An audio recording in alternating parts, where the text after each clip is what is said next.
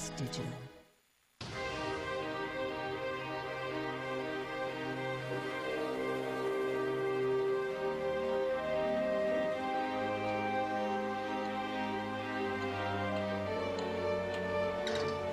When we think of E equals MC squared, we have this vision of Einstein as an old, wrinkly man with white hair.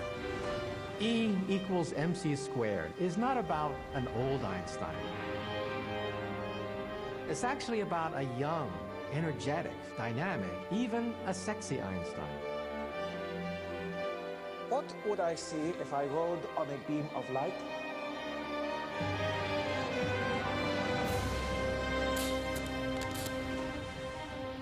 Perhaps some sort of electrical force is emanating outwards from the wire. What? Faraday, my dear boy, electricity flows through a wire, not sideways to it.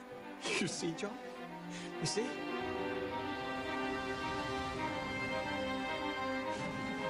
It is my great ambition to demonstrate that nature is a closed system, that in any transformation, no amount of matter, no mass, is ever lost and none is gained.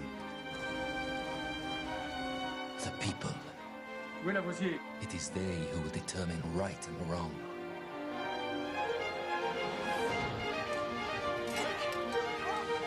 Emily, you are being absurd. Why ascribe to an object a vague and immeasurable force like vis viva? It is a return to the old ways. Are you capable of discovering something of your own? I discovered you! There is no right time for the truth.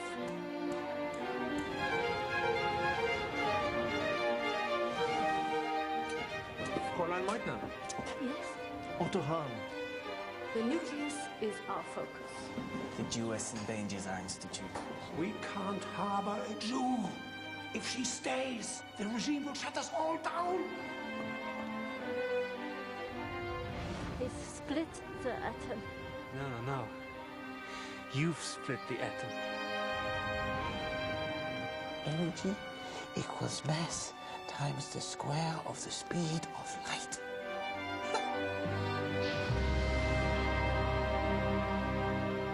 Would you like me to check your mathematics?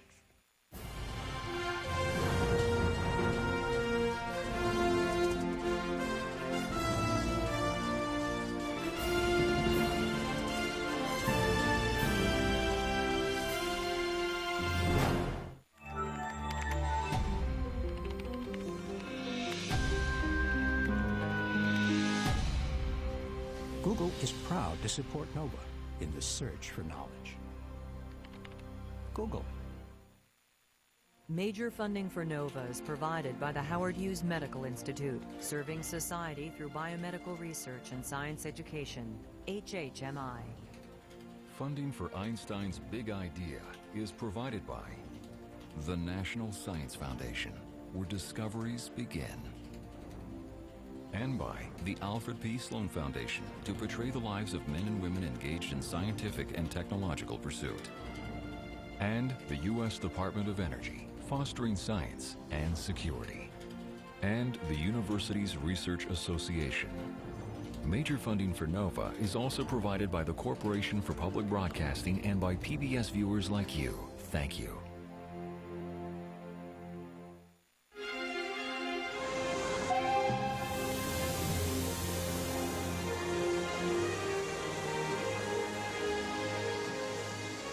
A 100 years ago, a deceptively simple formula revealed a hidden unity buried deep in the fabric of the universe. It tells of a fantastic connection between energy, matter, and light. Its author was a youthful Albert Einstein. It's the most famous equation in the world. E equals MC squared.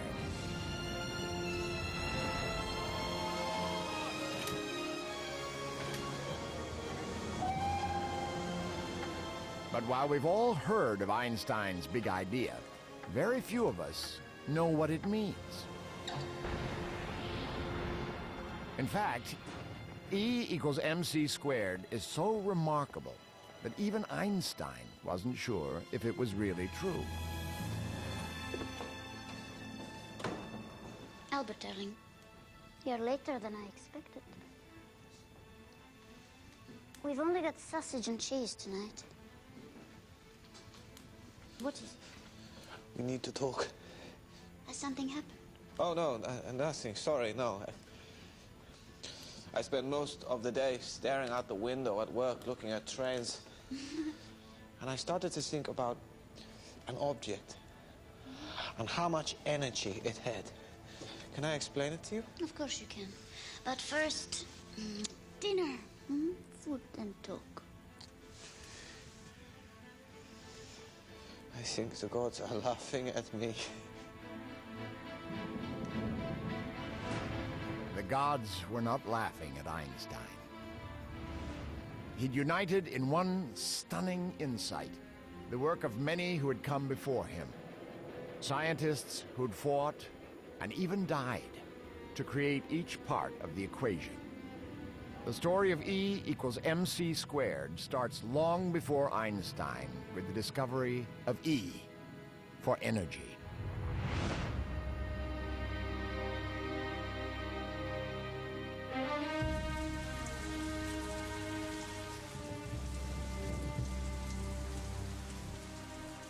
In the early 19th century, scientists didn't think in terms of energy. They thought in terms of individual powers or forces. These were all disconnected, unrelated things. The power of the wind, the force of a door closing, the crack of lightning. The idea that there might be some sort of overarching, unifying energy which lay behind all these forces had yet to be revealed. One lowly man's drive to understand the hidden mysteries of nature would begin to change all that.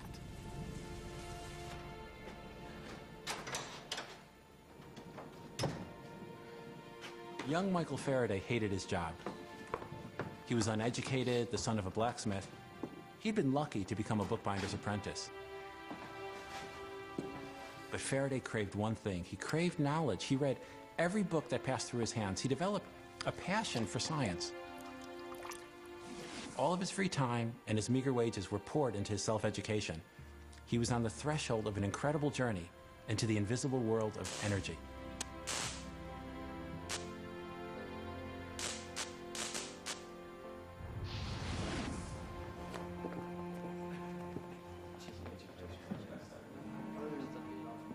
Faraday had impressed one of his master's customers and was rewarded with a ticket that would change his life. Excuse me, please. Can I pass, please? Can I pass? Some of us are trying to improve ourselves. If people will let us. Of course. Pass. This way to a better life. In the early 1800s, science was the pursuit of gentlemen, something Faraday was clearly not. He had a rudimentary education, he'd read widely, he'd gone to public lectures. But in 1812, he was given tickets to hear Sir Humphrey Davy, the most prominent chemist of the age.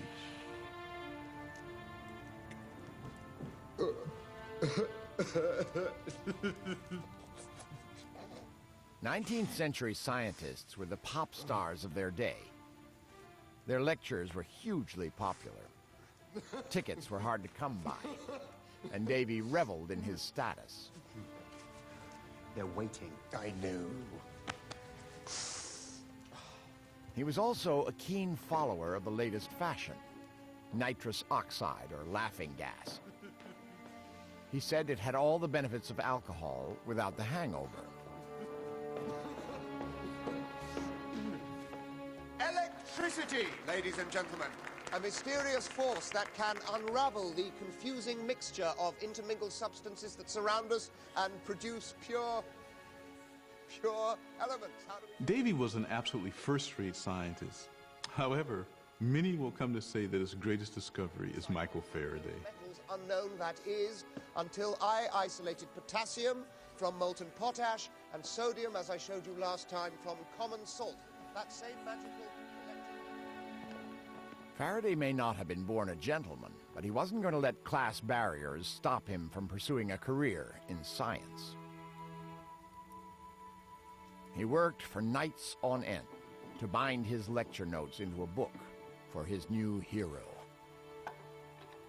Lord, help me to think only of others, to be of use to mankind. Help me be part of the great circle that is your work and love. Lord, I am your servant.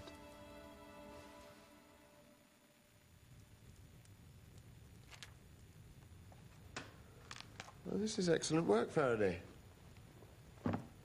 So what is it you aim to do with your life?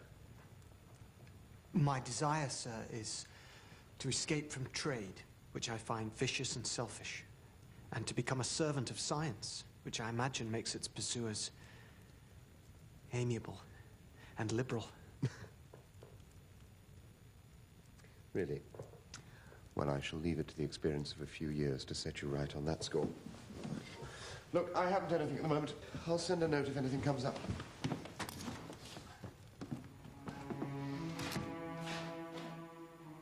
Despite this humiliating setback, Faraday was determined to break free from his daily toil. His patience was rewarded.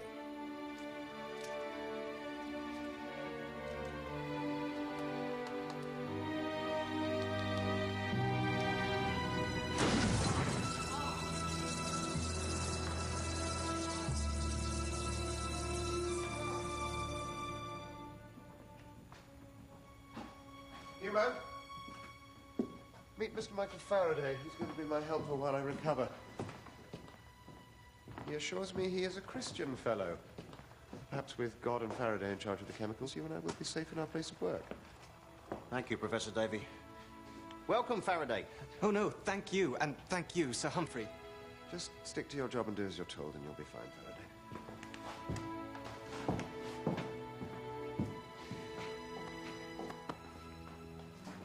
Faraday became the laboratory assistant, eagerly absorbing every scrap of knowledge that Davy deigned to impart.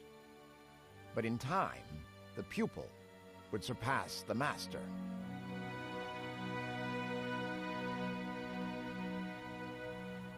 The big excitement of the day was electricity. Another charge, Newman. The battery had just been invented, and all manner of experiments were being done.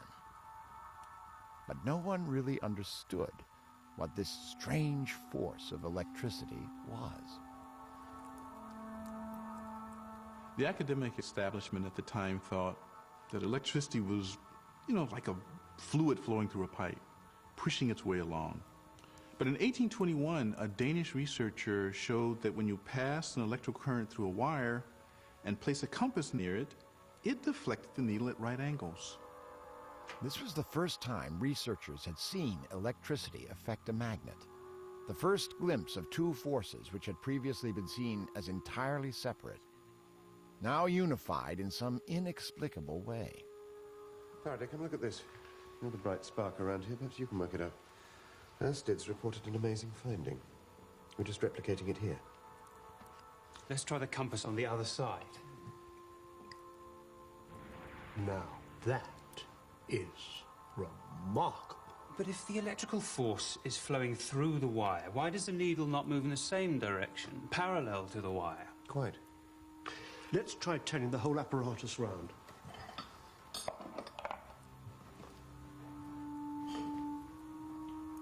Again, Newman.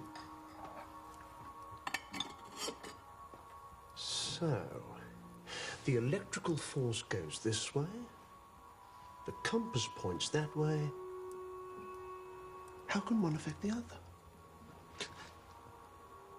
Perhaps the electricity is throwing out some invisible force as it moves along.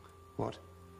Perhaps some sort of electrical force is emanating outwards from the wire. Oh, my dear boy, let me tell you that at the University of Cambridge, electricity flows through a wire, not sideways to it. Well, that may be what they teach at Cambridge, but it doesn't explain what's happening before our eyes. No, let's just get on. Let's swap the compass to below the wire. Why the compass was deflected at right angles. Why the electricity was affecting the compass at all. Dumbfounded Davy and many others. As we celebrate the marriage of Michael and Sarah. For Faraday, however, the problem became an obsession. It was a fascination inspired by his religion.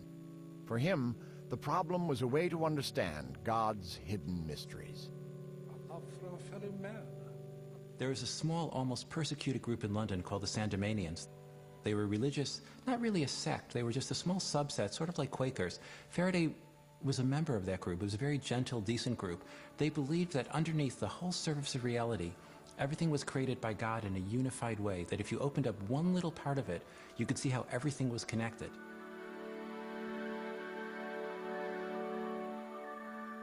Michael Faraday was someone who, like Einstein, thought in terms of pictures. Faraday was different from anybody else. He had a flair for understanding his experiments, for understanding what was really going on inside them. By methodically placing a compass all around an electrified wire, Faraday started to notice a pattern.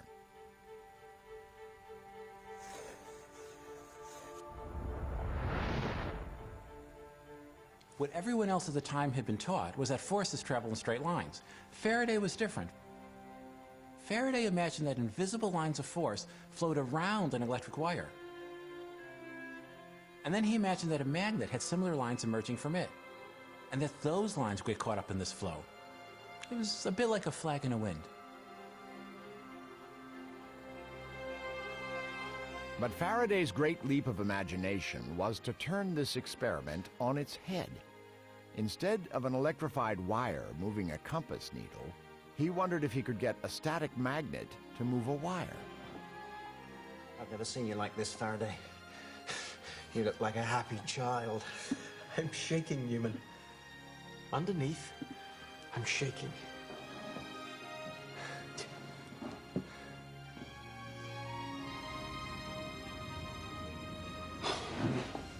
You see, John? You see? Yes.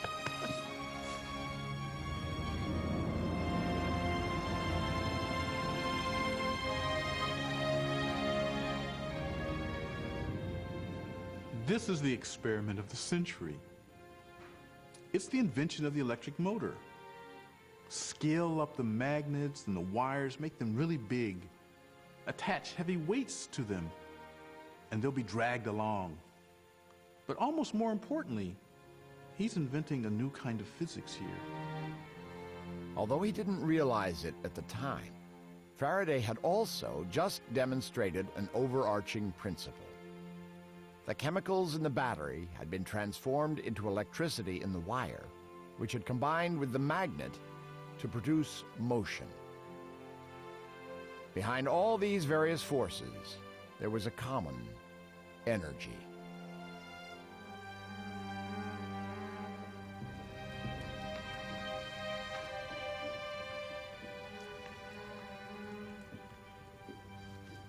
A couple of months earlier, Davy had been elected president of the Royal Society, which was the elite body of English science.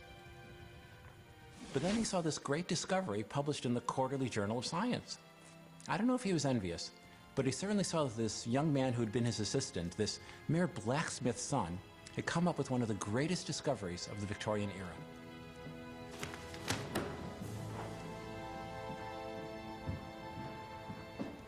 Davy accuses Faraday of plagiarizing similar work from another eminent British scientist, William Wollaston. So, Faraday, what does Wollaston make of all this? He's written to me and assures me that he's taken no offense. And he acknowledges that what I published was entirely my own work. Right. Davy is just being an ass. But will Davy now retract his allegation? Sadly, no. In fact, he's still vehemently opposed to you being elected a member of the Society. Really? And what do you think? Faraday, my dear boy, you have my vote. And mine. And I believe you even have Wollaston's. Oh, what a mess. Well, no matter. No matter. It's the science that counts. So tell me, how does this wire of yours spin round its magnet? What mysterious forces are at play?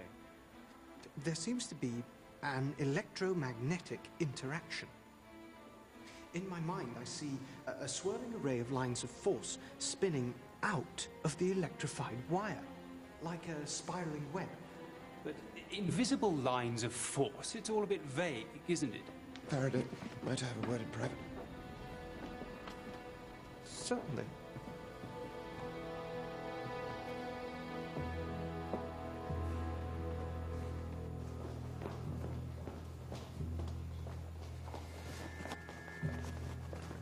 Listen, Faraday, let's stop this nonsense.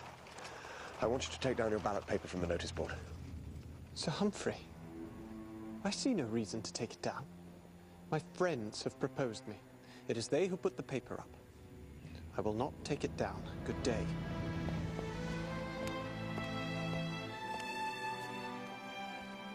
Faraday was elected to the Royal Society. Davy died 5 years later, a victim of his many gaseous inhalations. In time, Faraday's world of invisible forces would lead to a whole new understanding of energy. He'd started what Einstein would call the Great Revolution.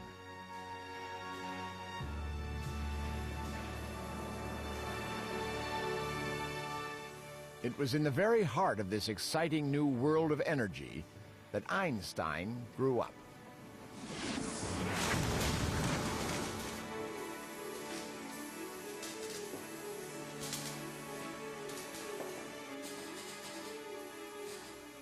My father and uncle wanted to make their fortune by bringing electric light to the streets of Germany. From an early age, I loved to look at machines, understand how things work. He's going to kill himself. Albert, stay there.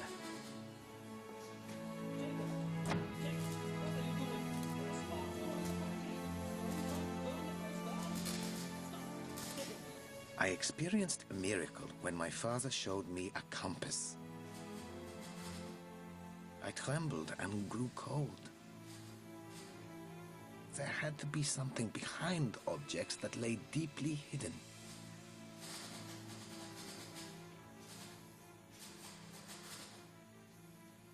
At high school, they had their ideas about what I should learn. I had my own. I was merely interested in physics, maths, philosophy, and playing the violin. Everything else was a bore. Einstein! On your feet! As you obviously know everything about geology, tell me, how do the rocks start run here? It's pretty much the same to me whichever way they run, Herr Professor.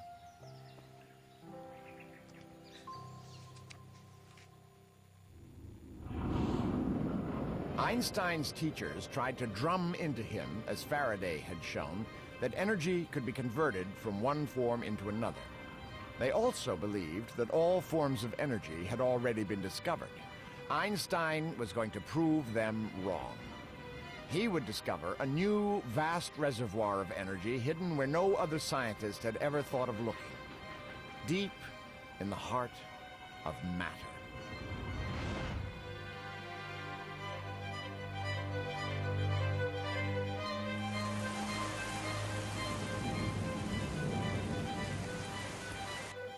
100 years before Einstein's birth, King Louis XV was on the throne of France. But the ancient absolute power of the monarchy over the people was starting to be challenged. Jacques, leave the windows. Forget the rain. We need air. The French Revolution was just around the corner. This was the era of enlightenment, when intellectuals believed very firmly that the way forward lay in science. And they felt that one of the first tasks that lay ahead of them was to rationalize and to classify every single kind of matter so they could see how it all interacted together. Antoine Lavoisier, a wealthy, aristocratic young man, decided to take up this task, to see if there was some basic connection between all the stuff of everyday life, all the different substances in the world.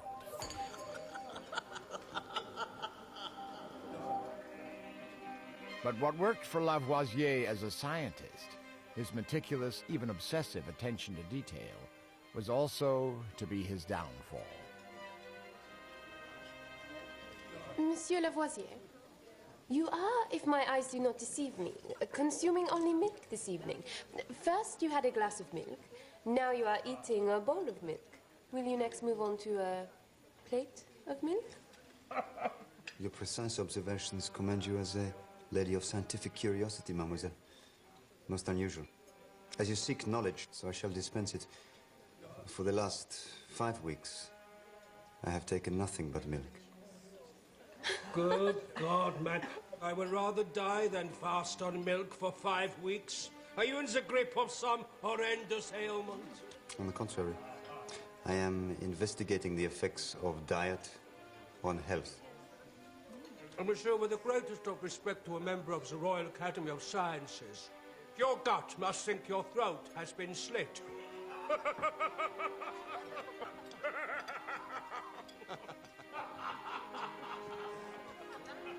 Whereas your gut count is no doubt petitioning the Academy for a widening of your throat. Marianne, how dare you insult the Count? Don't forget what the Count offers. Not just marriage, but think of how you will be introduced to all the salon. You will be the toast of Paris. Would it not be a shame, madame, to burden you with the duties of matrimony before you have had a chance to experience your curiosity for nature? Shall we all go through? It's getting rather hot in here.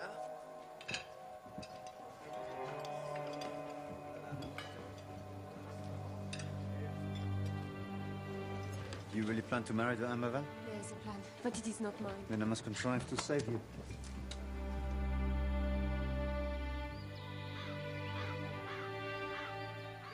Lavoisier wasn't a scientist by profession. He was the head of tax enforcement in Paris. His great idea was to build a huge wall round the city and to tax everything that came and went. But his taxes on the simple things in life, bread, wine, and cheese, did not endear him to the average Parisian. This scrupulous, fastidious young man did still allow himself the occasional act of passion. In 1771, Lavoisier married Marianne Pauls, the daughter of his colleague in the tax office. Thus he saved her, as he had promised, from an arranged marriage to a count 40 years her elder.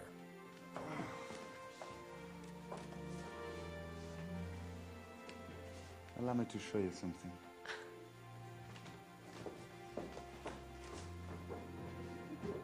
Lavoisier, I think, found his job as a tax collector really rather tedious, and the times he looked forward to were the evenings and the weekends when he could indulge his passion for chemical experimentation. And he called those times his jours de bonheur, his days of happiness. Madame.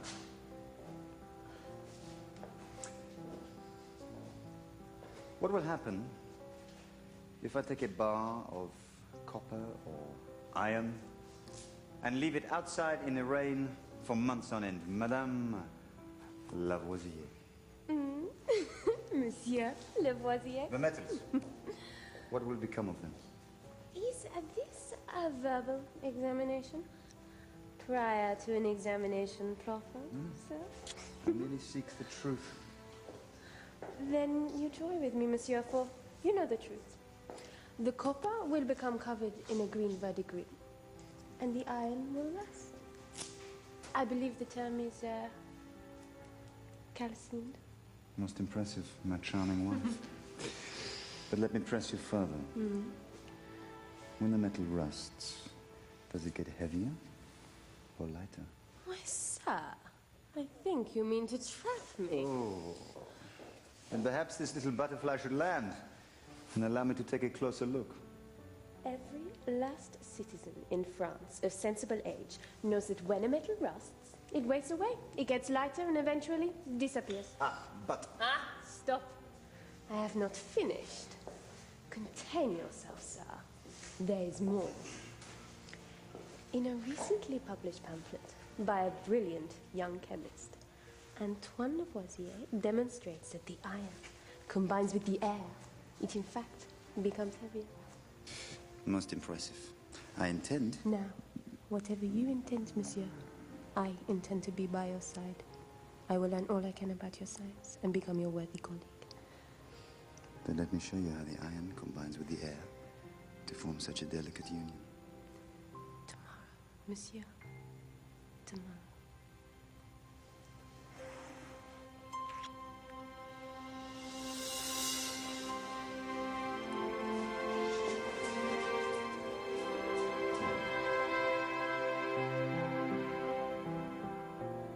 Marianne learned chemistry at her husband's side, but soon sought other ways to contribute to his work. She learned English so that she could translate contemporary scientific works. She took drawing lessons so that she could record in forensic detail the minutiae of their work together. She ran their laboratory and was the public face of Lavoisier, Inc. She was central to the whole research effort. That is a terrible thing to say. You are a cheeky man. Wait, please, gentlemen.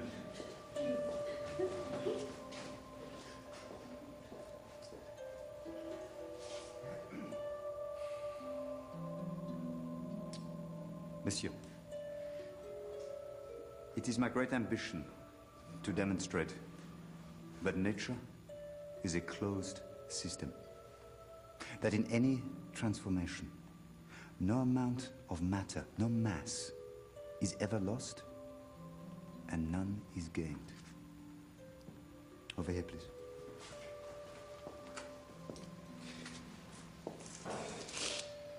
This precise amount of water is heated to steam. This steam is brought into contact with a red-hot iron barrel embedded in the coals. From this end, we cool the steam. But interestingly, we collect less water than we started with. So clearly, we lose a certain amount of water.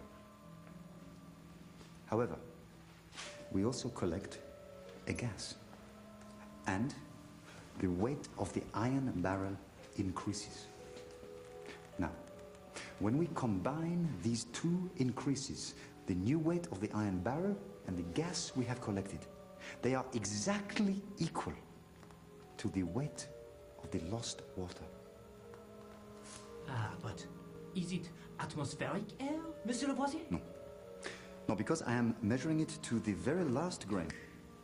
I can see that it is lighter than the air around us. And, moreover,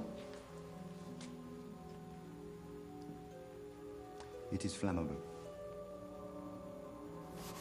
Voila.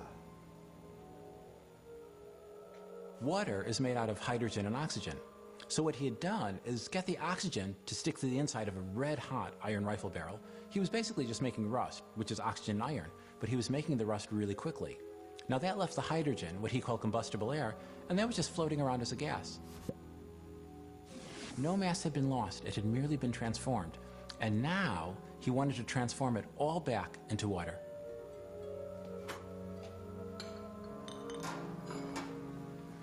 This is only the beginning.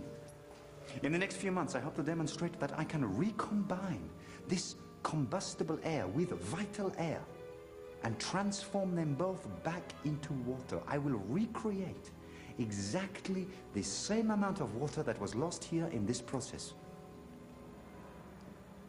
It is my hope to complete the cycle, water into gas, into water, and not a drop lost. For a long time, Lavoisier had suspected that the exact amount of matter, the mass, involved in any transformation was always conserved. But to prove this, he had to perform thousands of experiments, and he had to do the measurements with incredible accuracy. That's where his great wealth from being a tax collector came in. he could afford to commission the most sensitive instruments ever built. He became obsessed with accuracy.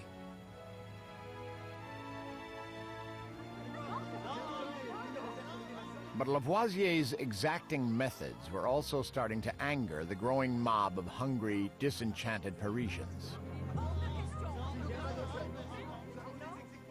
Antoine? Antoine? Oh, wake up, Antoine!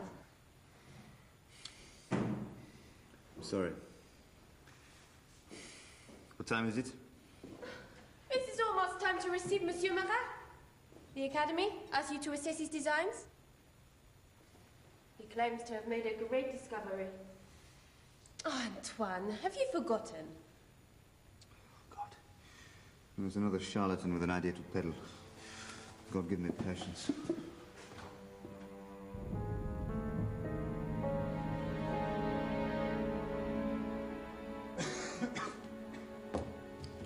Monsieur Marat.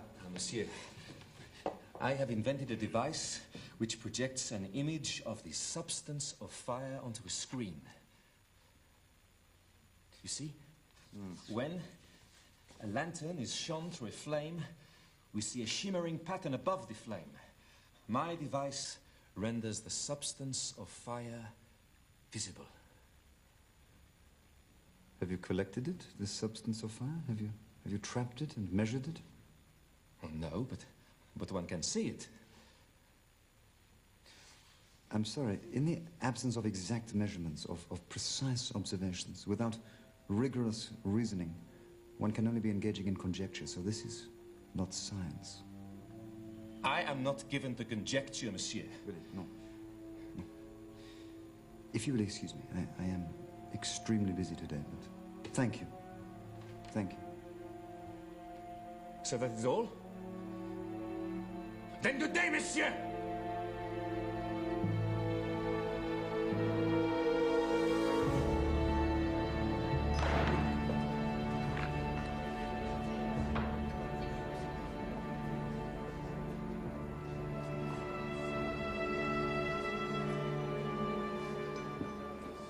Well, let me guess, Marat. The King's scientific despot has decreed that your invention does not conform to the version of the truth as laid down by the Academy. Lavoisier. He talks about facts. He worships the truth. Listen to me, my friend. They are all the same, the Royal Academies. They insult the liberty of the mind. They think they are the sole arbiters of genius. They are rotten to the core, just like every other tentacle of the king. The people. It is they who will determine right and wrong. Don't worry. In my next pamphlet, I will expose this persecutor of yours.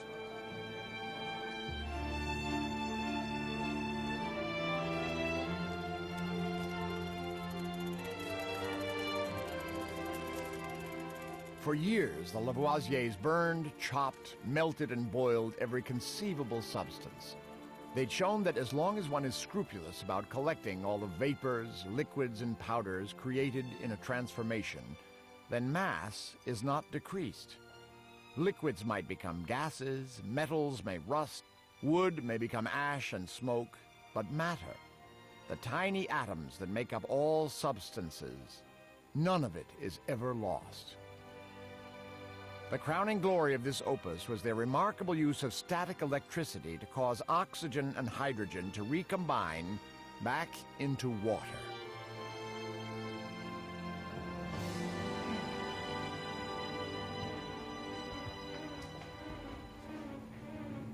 What is happening?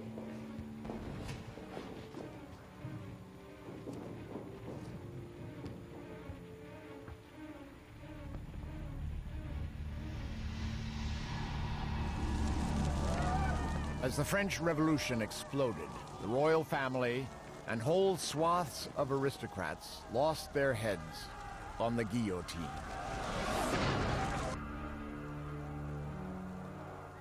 to the French revolutionaries of 1790, Lavoisier meant one thing and one thing only. He was the despised tax collector who'd built that wall around Paris. Lavoisier's job as a tax collector brought him under suspicion. He was denounced by a failed scientist turned radical journalist, Jean-Paul Marat.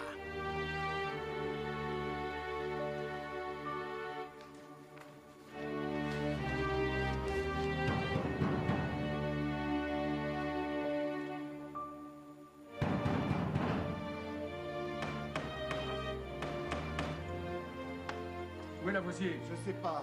Lavoisier! Lavoisier!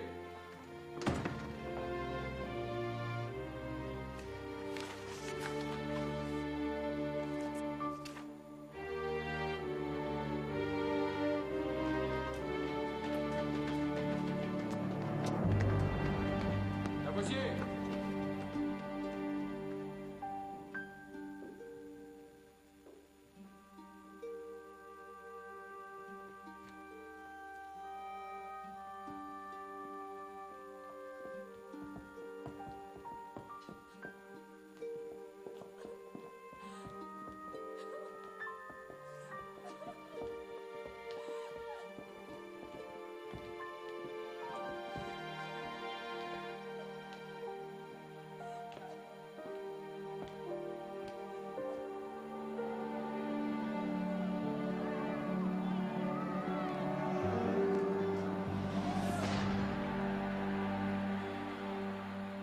What Lavoisier did is absolutely central to science and especially T equals MC squared. Because what he said is if you take a bunch of matter, you can break it apart, you can recombine it, you can do anything to it, and the stuff of the matter won't go away. If the mob burned Paris to the ground, utterly razed it, shattered the bricks into rubble and dust, and burned the buildings into ashes and smoke, turns out if you put a huge dome over Paris and weighed all the smoke and all the ashes and all the rubble, it would add up to the exact same weight as the original city and the air around it before. Nothing disappears.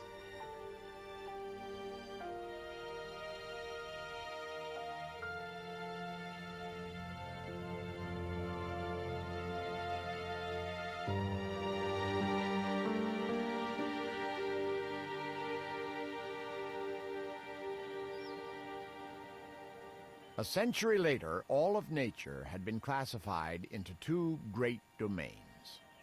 There was energy, the forces that animated objects, and there was mass, the physical stuff that made up those objects. The whole of 19th century science rested on these two mighty pillars. The laws that governed one did not apply to the other. But young, newly enrolled physics student Albert Einstein didn't like laws. Good grief, Einstein. What happened to you? It is more than a little ironic, having been reprimanded yesterday by that idiot Professor Pernet for poor attendance, that I should in fact attend a practical lesson, which was, as long as it was boring and utterly pointless, by the way, only to be the victim of an explosion of my own apparatus. So it was your own fault then? Thank you. And how are you today, Fräulein Marriage? Extremely well, Herr Einstein. All the better for seeing you have escaped the physics laboratory with your life. Well, in order not to alarm you any further, I pledge to forever continue my studies here at the Café Bahnhof, reading only the great masters of theoretical physics and eschewing the babbling nonsense of the polytechnicians. It's about all you ever do. It's getting a little stuffy in here, Fräulein Marriage. Would you care to take a walk with me?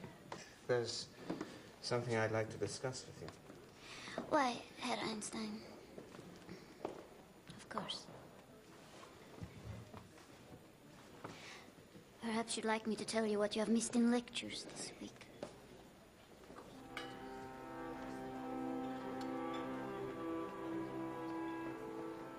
Einstein wasn't exactly a model student. He excelled in certain subjects, especially physics and math, but he wasn't very diligent in a lot of his other classes. He was undoubtedly very questioning, which seems to have annoyed most of his professors throughout his life. He would pursue his fascinations with just incredible determination. We know from his letters that Einstein, even from the age of 16, was literally obsessed with the nature of light.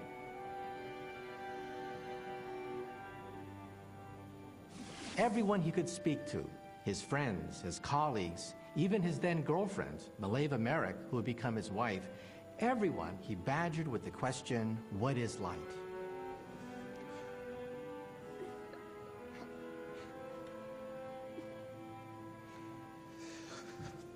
What would I see if I rode on a beam of light? What? A beam of light? By what method do you propose to ride on this beam of light? The method is not important.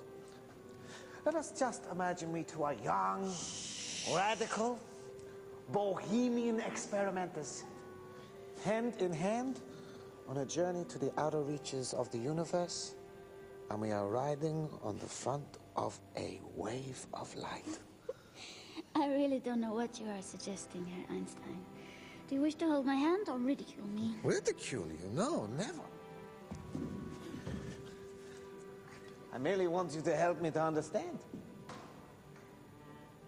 What would we see, do you think, if we were together and we sped up and up until we caught up to the front of a beam of light?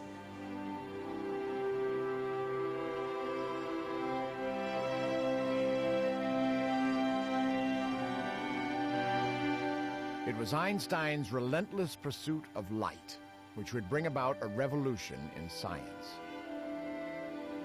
With light, he would reinvent the universe and find a hidden pathway that would unite energy and mass.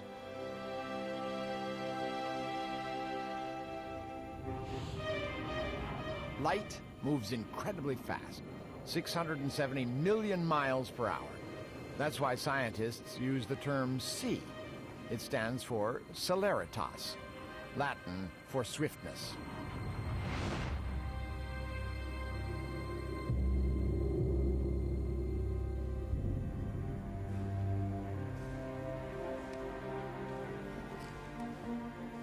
Long before the 19th century, scientists had computed the speed of light, but no one knew what light actually was. Back in England, a man we've already met was willing to make an educated guess. After Sir Humphrey Davy's death, Michael Faraday became Professor Faraday, one of the most important experimenters in the world. The scientific establishment still found it hard to accept that electricity and magnetism were just two aspects of the same phenomenon, which Faraday called electromagnetism. But now, he has an even more outrageous proposal for his audience. Invisible lines that can emanate from electricity in a wire, from a magnet, or even from the sun. For it is my contention that light itself is just one form of these vibrating lines of electromagnetism. For 15 years, Faraday struggled to convince the skeptics that light was an electromagnetic wave, but he lacked the advanced mathematics to back up his idea. Eventually, someone came to his rescue. Professor James Clerk Maxwell believed in Faraday's far-sighted vision, and he had the mathematical skill to prove it.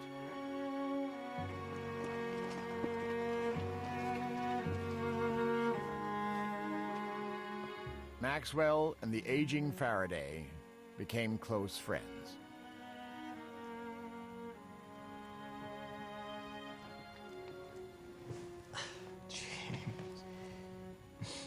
James, forgive me. A word of advice. Don't get old. Michael, how are you? I'm fine. Memory isn't too good. Well, I thought you might like to see what I've just published. Oh, yes.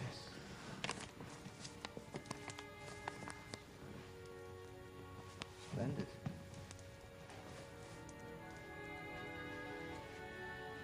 So your results show that when electricity flows along a wire, actually does is create a little bit of magnetism. And as that magnetic charge moves, it creates a little piece of electricity. Electricity. Electricity and magnetism are interwoven, like a never-ending braid. So it is always pulsing forward. It's wonderful. Michael, there's something very crucial in the maths. This electricity producing magnetism and magnetism producing electricity can only ever happen at a very particular speed. The equations are very clear about it. They come up with just one number. 670 million miles per hour. I'm not sure. It's the speed of light. That is the speed of light. That means you were right all along. Light is an electromagnetic wave.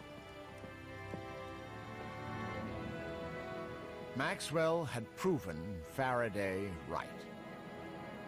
Electricity and magnetism are just two aspects of a deeper unity. A force now called electromagnetism, which travels at 670 million miles per hour. In its visible form, it is nothing other than light itself. And nothing fascinated the young Einstein more than light.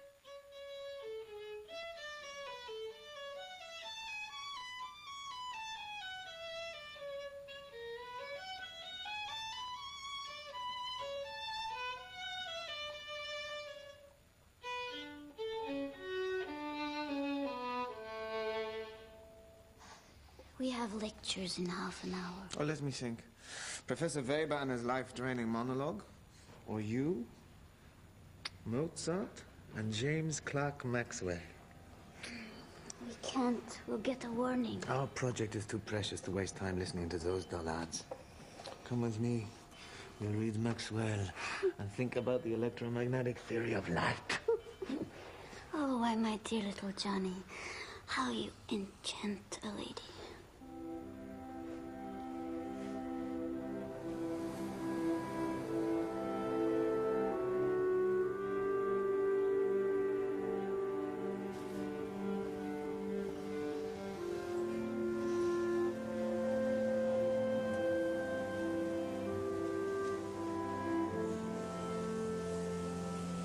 She's very pretty. Yes. But can she soar and dance like our dark souls do? Maxwell's equations contained an incredible prediction. They said you could never catch up to a beam of light. Even if you were traveling at 670 million miles an hour, you would still see light squiggle away from you at 670 million miles an hour. Do you see how she stares at that wave? Yes? You see how for her it is static? Yes? She and the wave are traveling at the same speed. We see the wave moving through the water, but relative to her, it just sits there. So is light like that? Common sense would say that if you caught up to a light beam, there would be a wave of light just sitting there. Maybe it would be shimmering. A bit of electricity and a bit of magnetism. So, if she was traveling alongside the light wave, it wouldn't be moving. It would be static. But Maxwell says you can't have static light. Maybe Maxwell is wrong. Maybe if you catch up to light, it is static, Albert, like a wave next to a bird. Imagine if I was sitting still and holding a mirror to my face. And the light travels from my face to the mirror, and I see my face. Yes? However, if I and the mirror were traveling at the speed of light... You're going at the same speed as the light leaving your face. Exactly. The light never reaches the mirror. So would I be invisible?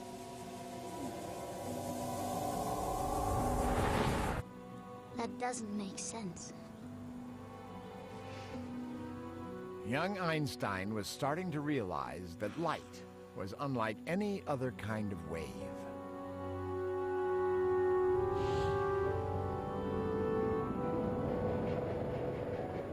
Einstein was about to enter a surreal universe where energy, mass, and the speed of light intermingled in a way no one had ever suspected. But there was one last mathematical ingredient that Einstein would need: the everyday process of squaring.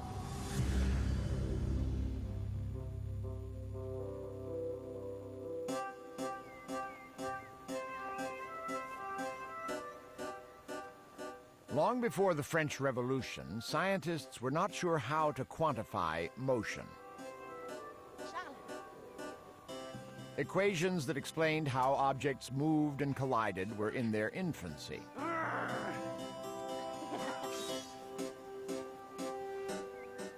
A crucial contribution to this subject would come from an unusual source.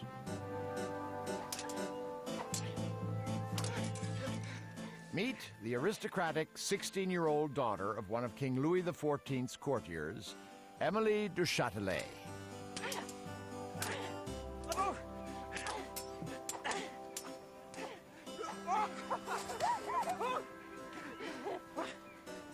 Quickly! Father's coming. Émilie du Châtelet would have a huge effect on physics in her tragically short lifetime. Unheard of for a woman of her time, she would publish many scientific works, including a translation of Sir Isaac Newton's Principia, the greatest treatise on motion ever written. Du Châtelet's translation is still the standard text in France today. Musa mihi causas memora. Muse my memory code. Oh, Muse, the causes and the crimes relate. What goddess was provoked, and whence her hate? For what offense the Queen of Heaven began to persecute so brave, so just a man? Do not be cross with your sister, because she persecutes many a just man. Only the other night, Emily silenced the Duc de Luynes when she divided a ridiculously long number in her head in a matter of seconds. You should have seen the incredulity on their faces when they realized Emily was correct. Was it my sister's astounding intelligence or her boundless beauty that made their mouths gape, I wonder? Oh, well, yes. You have a point, monsieur. Monsieur, I thank you for your kindness. I fear, however, that my wit is only a curiosity to others. If only my mind were permitted opportunity. My dearest Emily, you are blessed with intellect and courage. Use them both, and the world will fall at your feet. No. In one sense, she is a woman utterly out of her true time and place. She's a philosopher, a scientist, a mathematician, a linguist. She demands a freedom that women didn't begin to enjoy until over 150 years later. A freedom to study science, to write about it, and to be published. Du Châtelet married a general in the French army at age 19 and had 3 children. She ran a busy household, all the while pursuing her passion for science. She was 23 when she discovered advanced mathematics. She enthusiastically took lessons from one of the greatest mathematicians of the day, Pierre de Maupertuis. He was an expert on Newton, and she was his eager young student. It seems they had a brief affair. But then he set off on a polar expedition. Du Châtelet then fell passionately in love with Voltaire, France's greatest poet. A fierce critic of the king and the Catholic Church, Voltaire had been imprisoned twice and exiled to England, where he became enthralled by the ideas of Newton. Back in France, it wasn't long before he again insulted the king. Du Châtelet hid him in her country home. The poor little creature is devoted to him. Isolated far from Paris, Du Châtelet and Voltaire turned her chateau into a palace of learning and culture, complete with its own tiny theater, and all with the apparent blessing of her husband. There's a great deal of myths surrounding Du Châtelet and her love life, and most of it is very exaggerated. But her husband did accept Voltaire into his household, and he often went to Paris on behalf of Voltaire. He went to his publisher to plead Voltaire's case, to keep Voltaire out of jail. And it is also true that Émilie du Châtelet did have several affairs of a fleeting nature.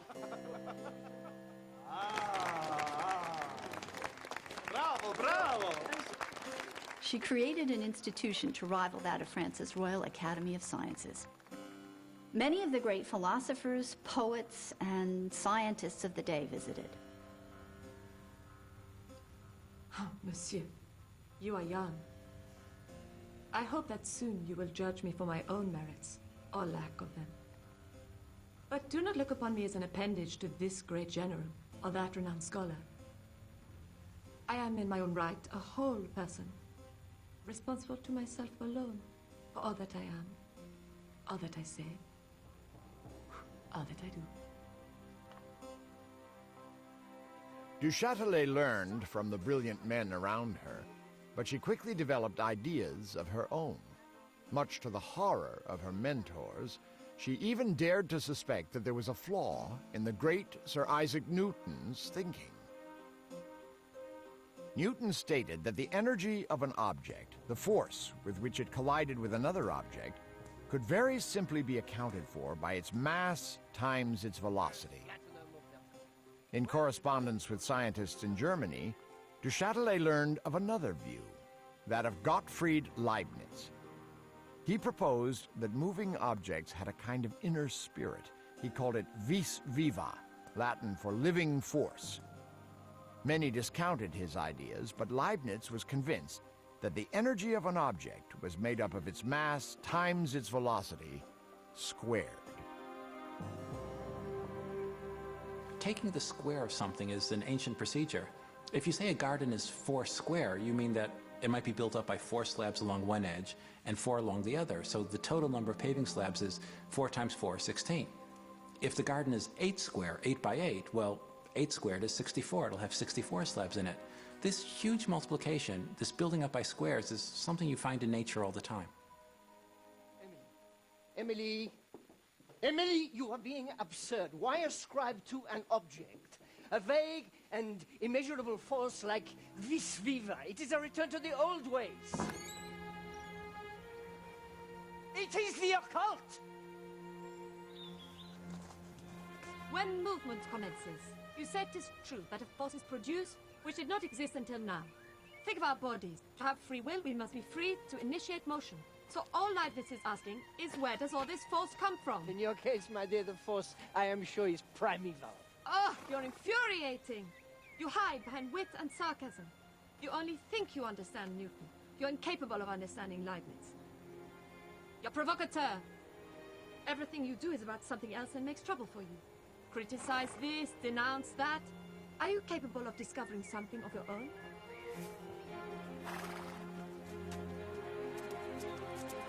I discovered you!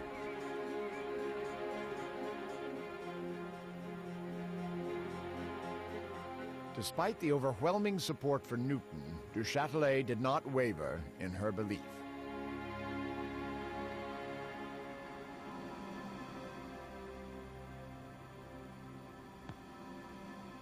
Eventually, she came across an experiment performed by a Dutch scientist, Willem Segravesand, that would prove her point. Segravesand in Leiden has been dropping lead balls into a pan of clay. Dropping lead balls into clay, how very imaginative. Using Newton's formulas, Monsieur Voltaire, he then drops a second ball from a higher height, calculated to exactly double the speed of the first ball on impact. So, monsieur, care for a little wager? Newton tells us that by doubling the speed of the ball, we will double the distance it travels into the clay. Leibniz asks us to square that speed. If he is correct, the ball will travel not 2, but 4 times as far. So, who is correct? Monsieur, I feel Mr. Newton's reputation dwindling ever so slightly. Oh, Maupertuis, do not succumb to her. There is no earthly reason to ascribe hidden forces to this Dutchman's lead balls. Well, the ball travels 4 times further. Turns out, Leibniz is the one who was right. It's the best way to express the energy of a moving object. If you drive a car at 20 miles an hour, it takes a certain distance to stop if you slam on the brakes. If you're going 3 times as fast, you're going 60 miles an hour, It won't take you 3 times as long to stop. It'll take you 9 times as long to stop. Oh, well, it does seem worth consideration. Perhaps we might look over his calculations. I have already checked his figures. I am sure Leibniz is correct on this point. I intend to include a section on this matter in my book. Really? Do be careful, madame. Do you think the Academy is ready for such an opinion? Quite. We really should be careful. We? I see no reason to delay. There is no right time for the truth. Émilie du Châtelet published her Institutions of Physics in 1740, and it provoked great controversy. Voltaire wrote that she was a great man whose only fault was being a woman. In her day, that was a great compliment.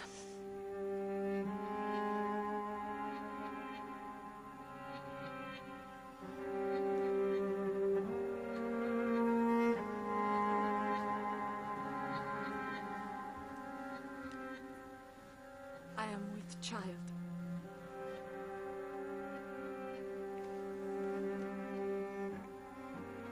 You are sure? Undoubtedly.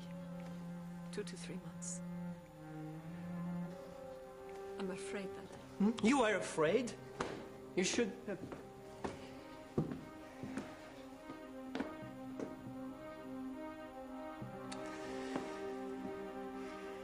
Well, this child is obviously not mine. Nor is it your husband's.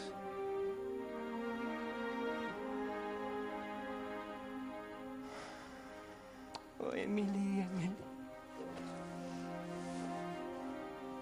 Émilie du Châtelet knew that in the 18th century, for a woman to become pregnant at the age of 43 was really very dangerous. And all the while she was pregnant, she had terrible premonitions about what was going to happen. All her life, du Châtelet had tried to rise above the limitations placed on her gender. In the end, it was an affair with a young soldier that led to her demise. 6 days after giving birth to her 4th child, she suffered an embolism and died.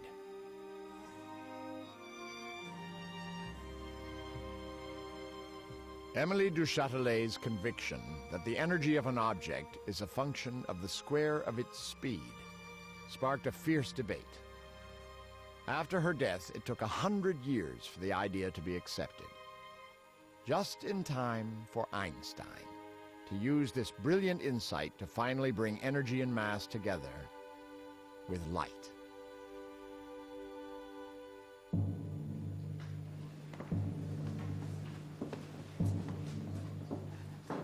Einstein pursued light right through university and beyond. Unfortunately, he'd upset so many professors that no one would write him a reference. He accepted a low-paying job in the Swiss patent office. He and Mileva married and had a child. The young family struggled, but none of it seems to bother Albert. Einstein, I see you are busy, as usual. Look, Einstein.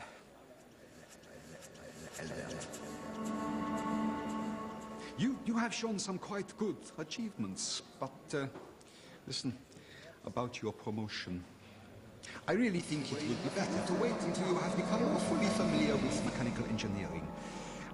I'm sorry. Perhaps next time.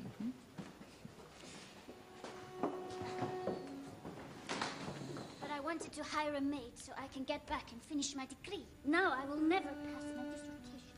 Oh, come, my pretty little duck. All will be fine. You will see.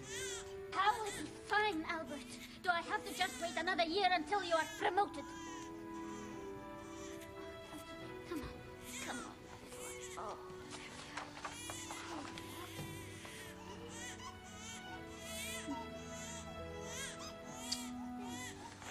All will be fine. All will be fine. You will see.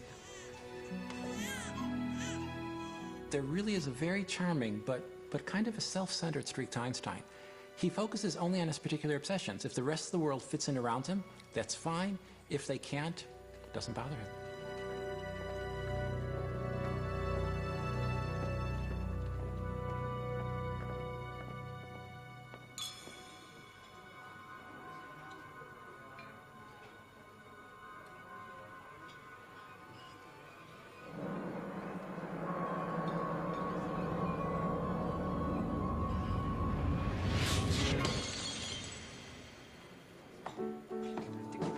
And he's going to come and tell us.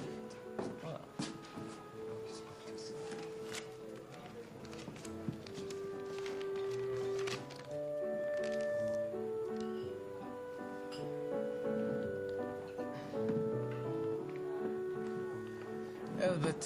Albert. A pretty neck and your head spins. So, we must behold and comprehend the mysterious. Well, that kind of mysterious is going to get you into trouble. I'll tell you what is truly mysterious. The secret of a long and happy marriage. The mathematics are fine, if a little unconventional, but this only works for big systems. It'll fall down when you apply it to small systems. I disagree. Oh, no. Here we go. Another grand theory by Herr Albert Einstein, a patent clock, third class.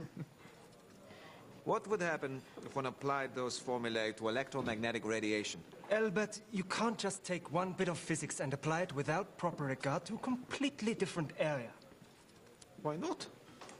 Albert, I know you like the grand linkages, the big theories, but wouldn't things be better all round if you just got going in some small area? Got a university post, get a decent wage, for God's sake. At least Mileva could study again. Then she'd be happy, and you'd be happy. Ah, the vulgar struggle for survival. Food and sex. Spoken like a true bourgeois. Bessel, I want to know how God created this world. I'm not interested in this or that phenomenon, in the spectrum of this or that element. I want to know his thoughts. The rest? The details. Yes, but you can't feed your children on his thoughts, Bertie.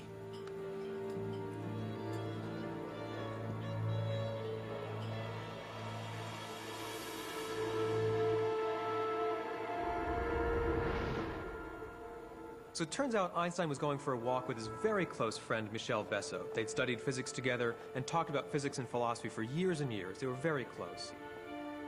They had cornered the question of light from every possible angle. See, this clock's over here. As Einstein and Besso were ruminating on how much time it would take light to reach them from clocks at different distances, Einstein had a monumental insight.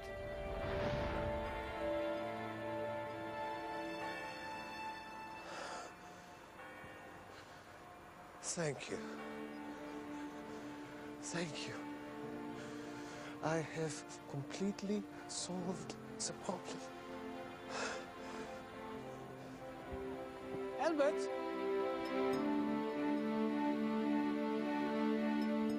What Einstein did was completely turn the problem on its head. Other scientists had found it impossible to accept Maxwell's idea that light would always move away from you at 670 million miles an hour, even if you too were traveling really fast. But Einstein just accepted that as a fact. Light's speed never, ever changes. Then, what he did was bend everything we know about the universe to fit light's fixed speed. What he discovered was that to do that, you have to slow down time. His extraordinary insight is that time, as you approach the speed of light, time itself will slow down. It's a monumental shift in how we see the world.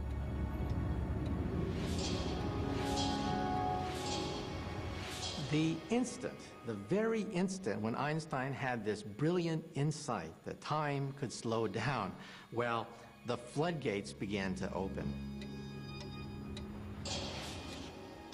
You see, before then, people had assumed that time was like a wristwatch on God's hand, that it beat at a steady rate throughout the universe, no matter where you were. Einstein said no, that the tick-tick-tick of this wristwatch was actually the click, click, click of electricity, turning into magnetism, turning into electricity. In other words, the steady pace of light itself.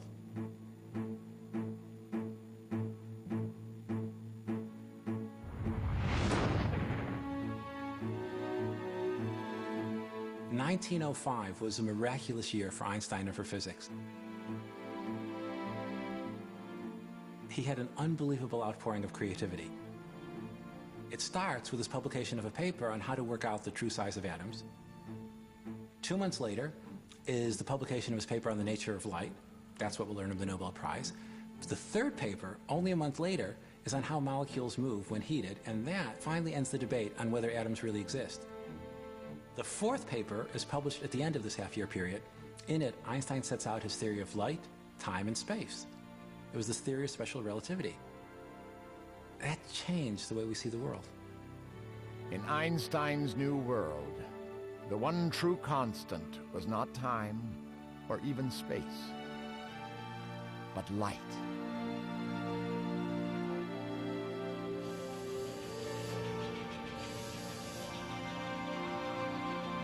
But Einstein's miracle year was not over.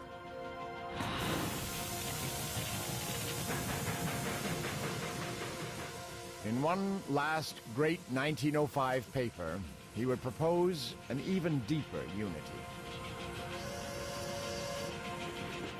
As he computed all the implications of his new theory, he noticed another strange connection. This one between energy, mass, and light.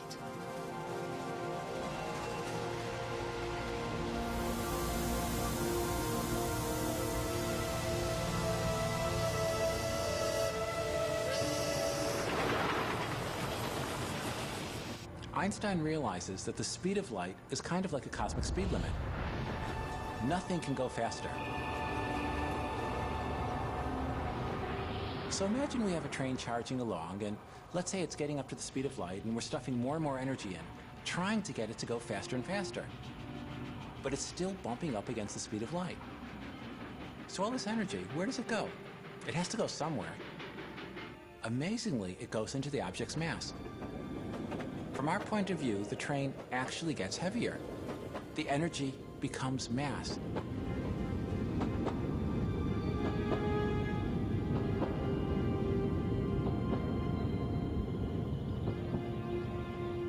It's an incredible idea. Even Einstein is amazed by it. Look, I think I have found a connection between energy and mass, if I am right. Then energy and mass are not absolute. They are not distinct. They can be converted into one another. Energy can become mass, and mass can become energy. And not just energy equaling mass. Energy equals mass times the square of the speed of light. Would you like me to check your mathematics?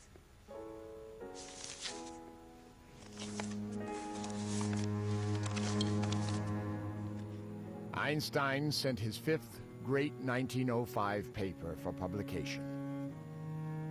In 3 pages, he simply stated that energy and mass were connected by the square of the speed of light.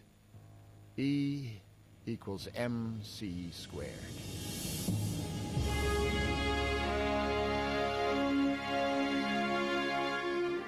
With 4 familiar notes in the scale of nature, this patent officer had composed a totally fresh melody, the culmination of his 10-year journey into light.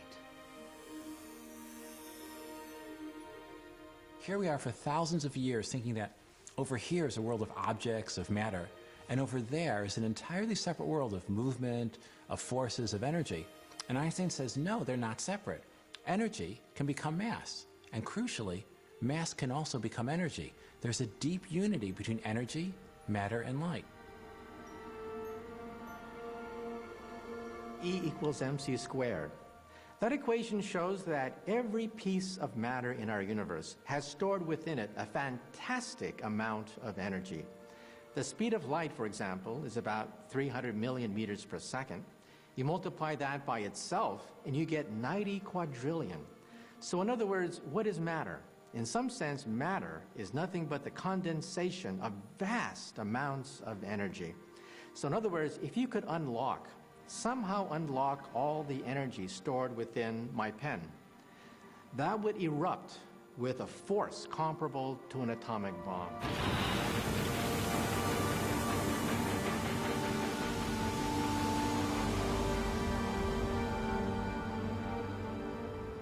After Einstein's fifth great 1905 paper, physicists no longer spoke of mass or energy. They're now the same thing to us.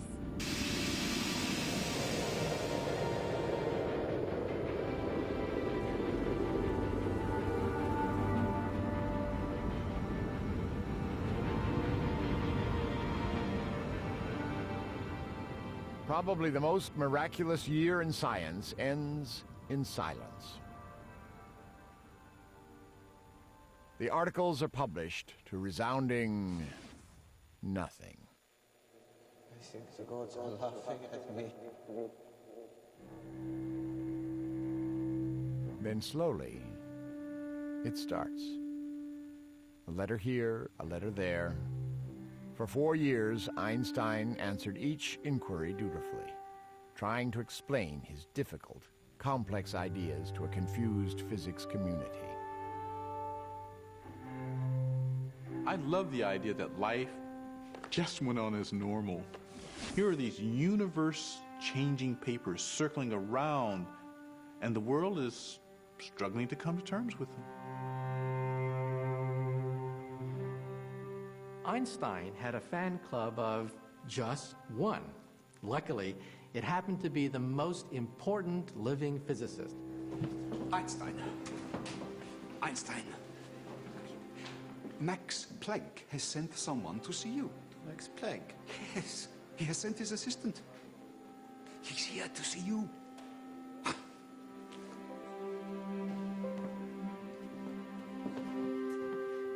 Max Planck encourages the world's most eminent physicists to take Einstein seriously.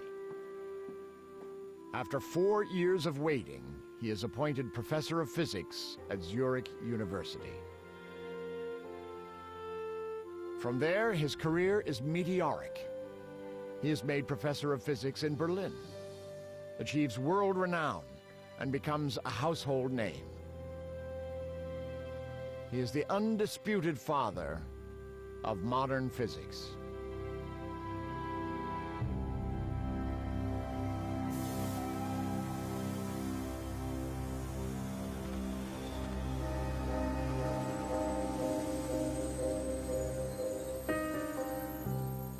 But Einstein's success was the downfall of his marriage. In 1919, he divorced Mileva and married his cousin.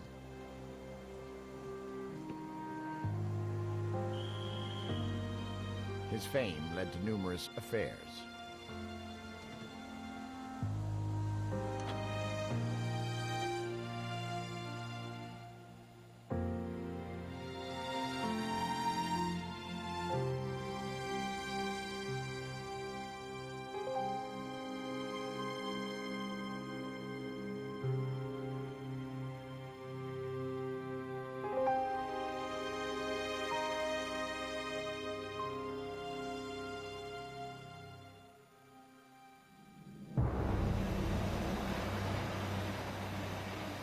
E equals mc squared became the holy grail of science. It held out the promise of vast reserves of energy locked deep inside the atom. Einstein suspected that it would take 100 years of research to unlock it, but he hadn't banked on the Second World War and the genius of a Jewish woman in Hitler's Germany.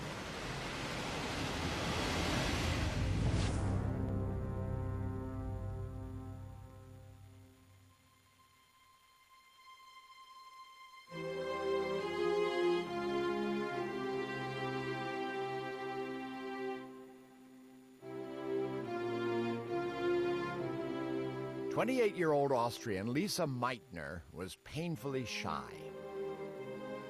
Despite her anxiety, the young doctor of physics arrived in Berlin determined to pursue a career in the exciting new field of radioactivity.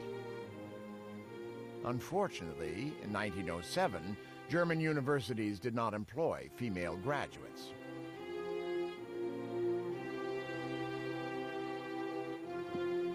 Luckily, one man came to her aid. Fräulein Meitner. Yes? Otto Hahn. I'm a researcher in the Chemistry Institute. Professor Planck suggested I... Herr Hahn, I have read your papers on thorium and on mesothorium, and Dr. Planck suggested that Yes, he suggested that I speak with you. I need someone to collaborate with. I think I could really help with the physical analysis. And the mathematics. Yes, yes.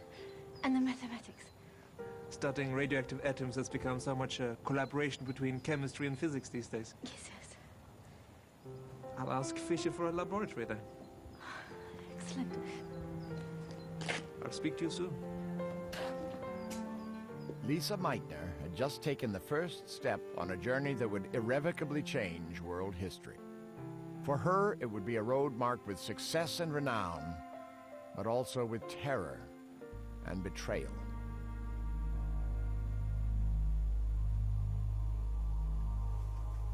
At this time, not a lot was known about the atom.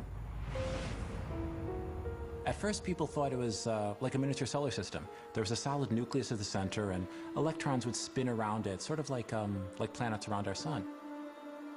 A little later, some researchers proposed that the nucleus itself wasn't a solid chunk, but is made up of separate particles of protons and neutrons.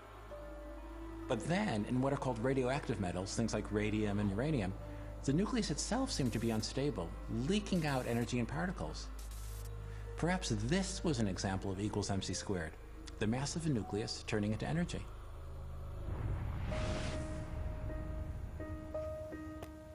Meitner and Hahn's collaboration to unlock the secrets of the atom started out on an extremely unequal footing. He was given a laboratory. She was forced to work in a wood shop. I see you haven't set your hair on fire. Herr Hahn? The boss, he thinks that if he lets women into the Chemistry Institute, they'll set their hair on fire. Oh, so his beard must be fireproof.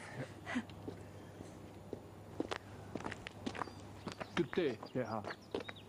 Good day. You see, I am non-existent to this place. At least physicists recognize me for my abilities. Yes, where would we chemists be without the steadying hand of the physicist?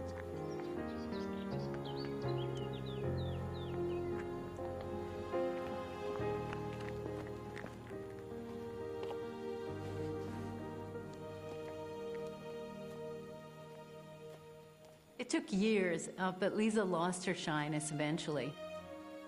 In 1912, she and Hahn moved to the brand new Kaiser Wilhelm Institute for Chemistry, where their status was really that of equals. Lisa became the first woman in Germany ever to have the title of professor.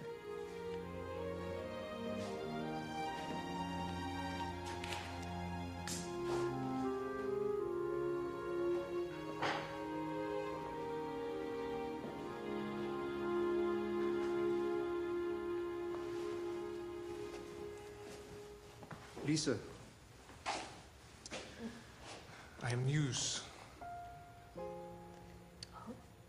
Remember the art student I told you of? Yes, Edith. Yes, well, I have asked her to marry me, and she has accepted.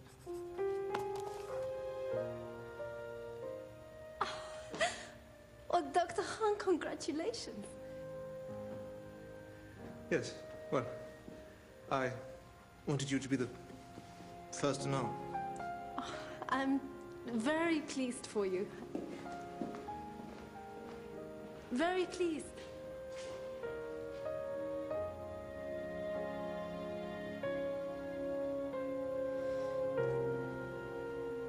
Lisa Meitner was warm-hearted by nature. She had many friends, and she may have wanted to have a closer relationship with Otto, But it really does seem that physics was Lisa's first love, maybe even her passion. The 1920s and 30s were the golden age of nuclear research. The largest known nucleus at the time was that of the uranium atom, containing 238 protons and neutrons. Meitner and Hahn were leading the race to see if even bigger nuclei could be created by adding more neutrons. So, the atom, pretty familiar. Nucleus in the center, electrons orbiting around. The nucleus is our focus. The nucleus made up of protons and neutrons. Now, the largest nucleus that we know is that of the uranium atom. Its nucleus is a tightly packed structure of 238 protons and neutrons. The thrust of our work is to try to fire neutrons into this huge structure, and if we can get a neutron to stick in here, it will be a breakthrough.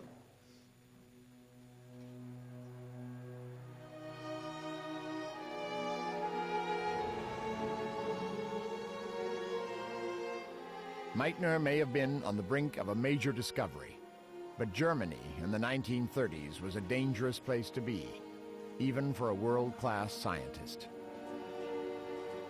The US endangers our institute.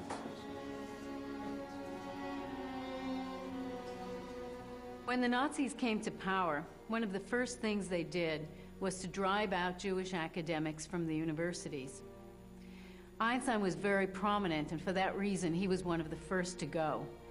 He was hounded out of Germany in 1933. Lisa was not dismissed at that time. She was able to stay because she was Austrian. But in March 1938, Austria was annexed into Germany, and at that point, her situation became untenable.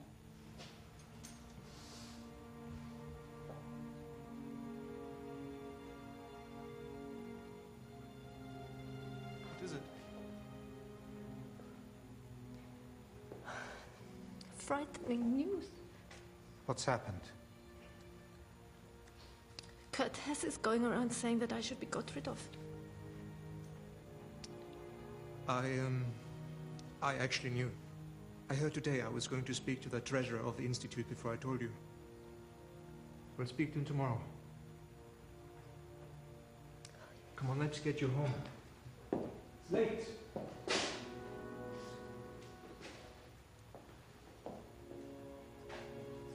We'll finish up.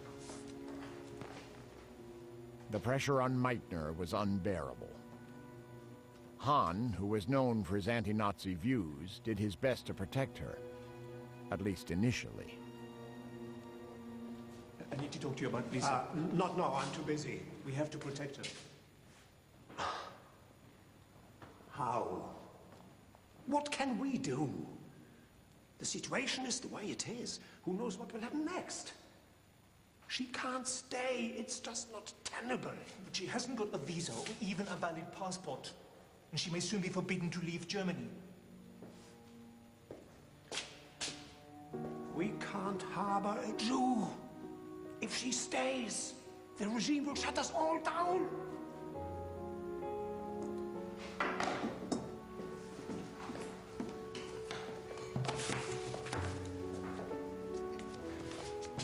Lisa.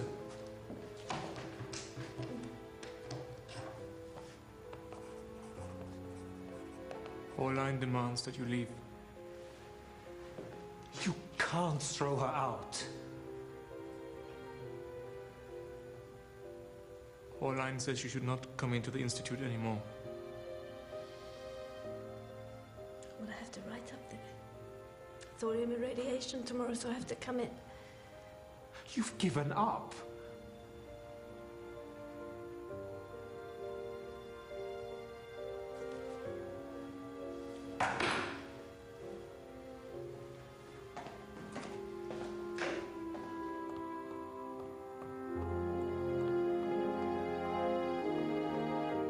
When it became clear that Meitner would be dismissed and probably arrested, physicists all around Europe wrote letters inviting her to conferences, giving her an excuse to leave Germany. The Nazis refused to let her go. In July of 1938, a Dutch colleague traveled to Berlin and illegally took Lisa back with him on a train to Holland. The trip was so frightening that at one point she begged to go back. Despite the great danger, she got through.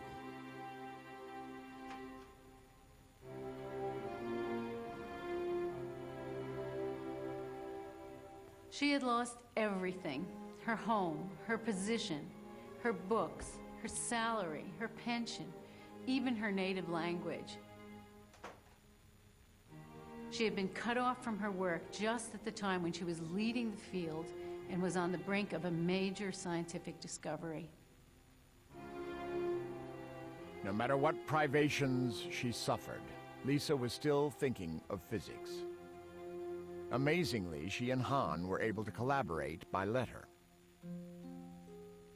I hope, my dear Otto, that after 30 years of work together and friendship in the Institute, that at least the possibility remains that you tell me as much as you can about what is happening back there.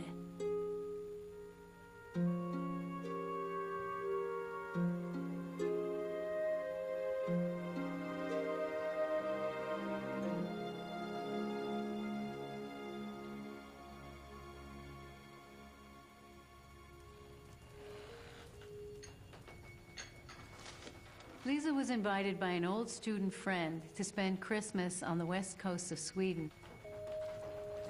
Her nephew, Otto Robert Frisch, who was also a physicist, came to join her there. Aunt? Aunt? Aunt? Lisa, how are you, my dear? Merry Christmas, Aunt. I need your help. Come on, let's go out. But I was hoping you'd help me.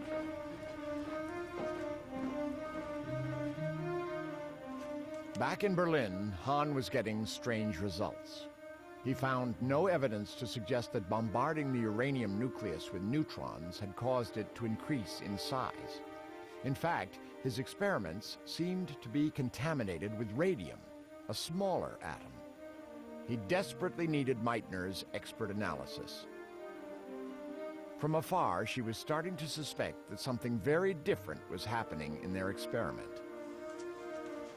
Han and Strassman are getting some strange results with the uranium work. Really? A couple of months ago, Han told me that they were finding radium amongst the uranium products. We are looking for a much bigger element, and here we're finding something much smaller. I urged Han to check again. It couldn't be radium. And now he writes to me and tells me that it's not radium, it's barium. That's even smaller. Exactly. Han is sure that it's another error, but I don't know anymore. It is at least possible that barium is being produced. So Han still needs you to interpret the data. It is my work too, you know. Exactly. Well, I can't be there, can I? Come on, let's walk.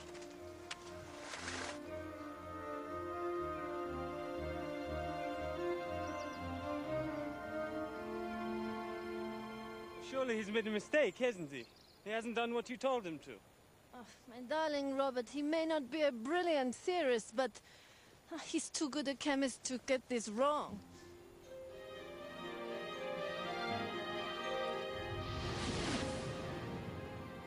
If you imagine a drop of water, a big drop, it's unstable, on the verge of breaking apart. It turns out that a big nucleus like uranium is just like that. Now, for 4 years, Meitner and Han and all other physicists had thought that if you pump more neutrons into this nucleus, it'll just get bigger and heavier. But suddenly, Meitner and Frisch, out in the midday snow, realized this nucleus might just get so big that it would split in two.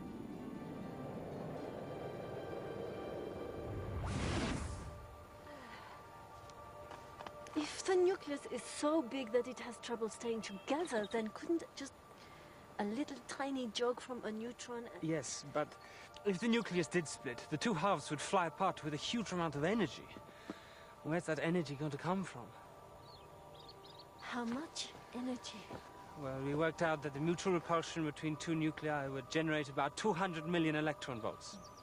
But something has to supply that energy. Wait, let me do a packing friction calculation.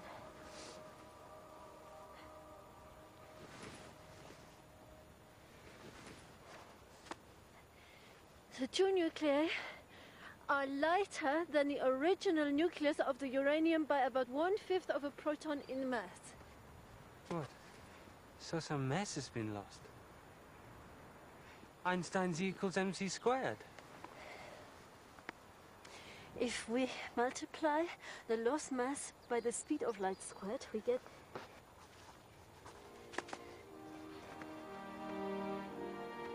200 million electron volts. He's split the atom. No. You've split the atom.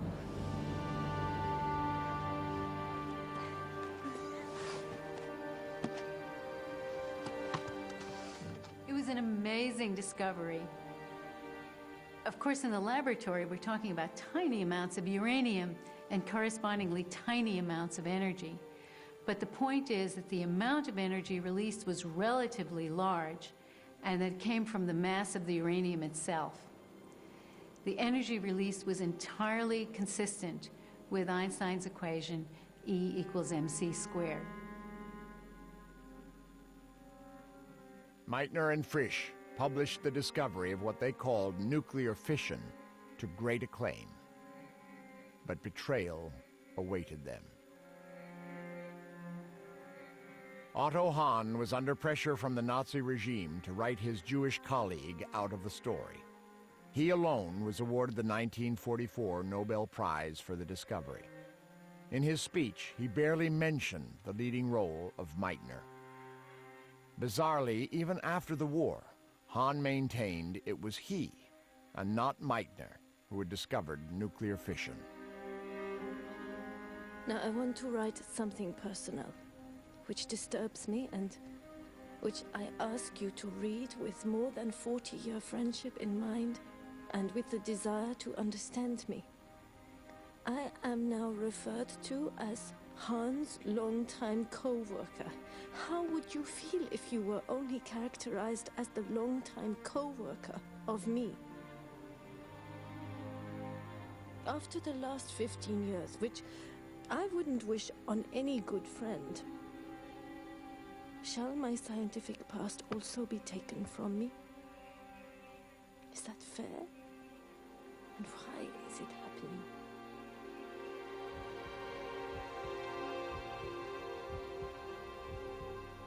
Lisa Meitner had been working on this for 30 years. She'd only broken apart a handful of atoms, but that was enough. Once she had broken even one, the genie was out of the bottle. What Meitner had started, after that, physicists around the world began to realize they could take it a lot further. In 1942, an intense effort to build an atom bomb was begun. All over America, secret installations sprang up under the code name the Manhattan Project. Meitner was asked to join the Manhattan Project, and she refused. She refused to have anything to do with the atomic bomb. But Robert Frisch was different. He was an important member of the team because he was convinced of the need to beat the Nazis in a nuclear arms race.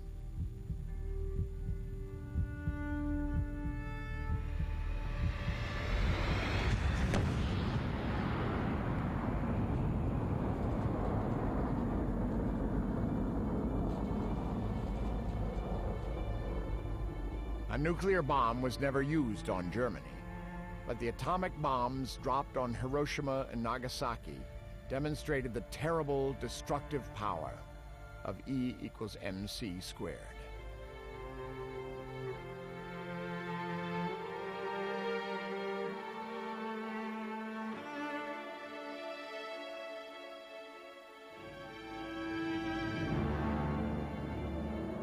Vast amounts of energy in the form of electromagnetic radiation were released from a few pounds of uranium and plutonium.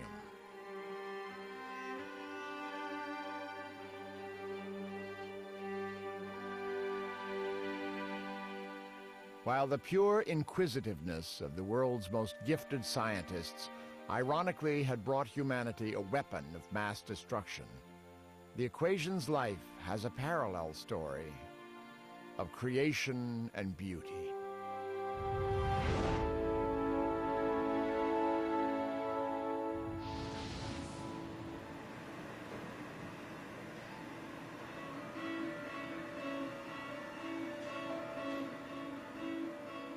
Today, young physicists carry on Einstein's quest. Ever since its birth, E equals mc squared has been used to delve into the depths of time, to answer the biggest question of all: where did we come from?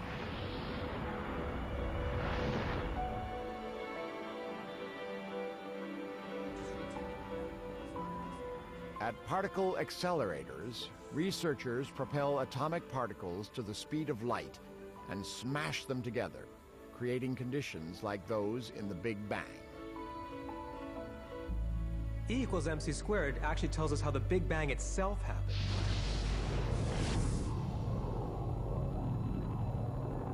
In the first moments of creation, the universe was this immensely dense, immensely concentrated eruption of energy. As it rushed apart and expanded, huge amounts of energy, or E, were converted into mass, or M. Pure energy became matter. It became the particles and atoms, and it eventually formed the first stars.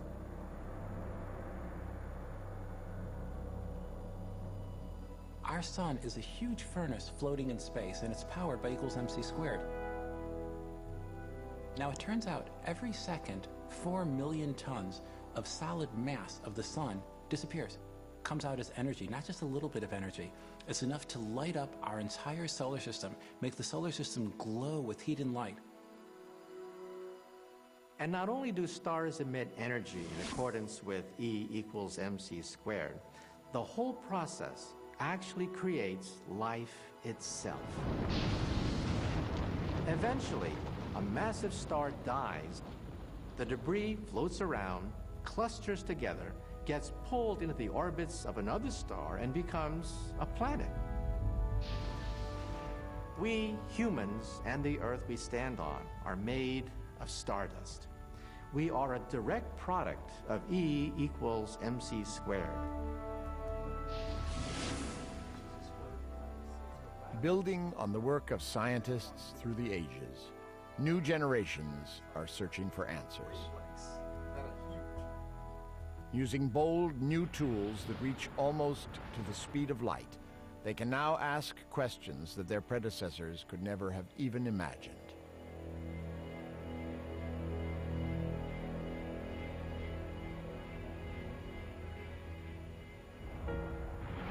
As Einstein himself knew, the journey of discovery is sometimes painful, sometimes joyful.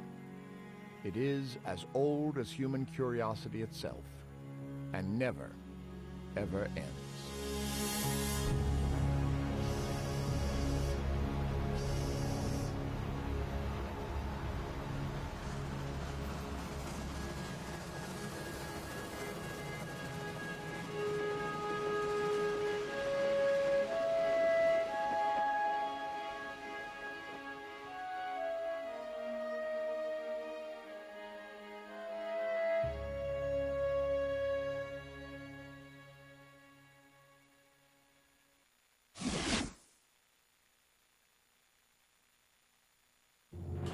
Stay tuned for more about Nova, but first,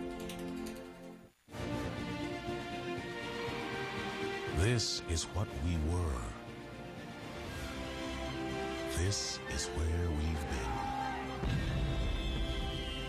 This is who we are. The hope still lives, and the dream shall never die. This is our experience, the American experience. Next time on Nova, miles below a tropical paradise, lies proof of an unimaginable disaster. One of the largest volcanic eruptions ever to occur on Earth. Now scientists trace a global trail of destruction and reveal its true impact. All hell would have broken loose. It's like flipping the switch on the global climate system. Cataclysmic.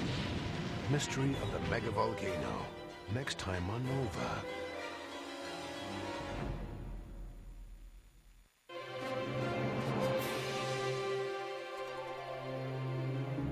We gave top physicists 2 short minutes to explain Einstein's big idea.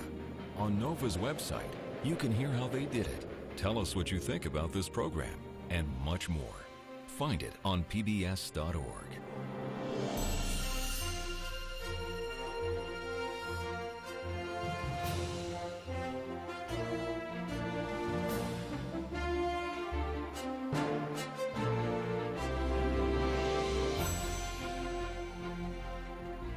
To order this program on DVD or VHS or the book E=mc², a biography of the world's most famous equation, please call WGBH Boston Video at 1-800-255-9424.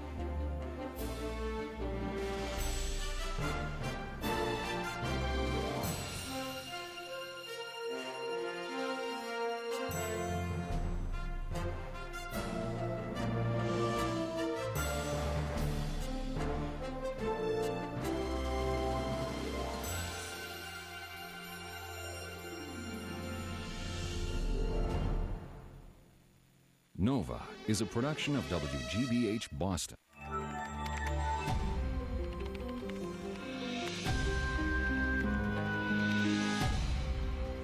Google is proud to support Nova in the search for knowledge. Google. Major funding for NOVA is provided by the Howard Hughes Medical Institute, serving society through biomedical research and science education, HHMI.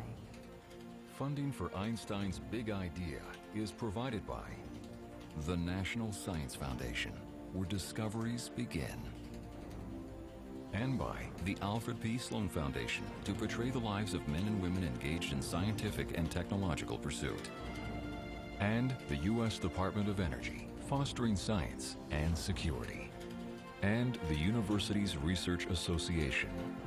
Major funding for NOVA is also provided by the Corporation for Public Broadcasting and by PBS viewers like you. Thank you.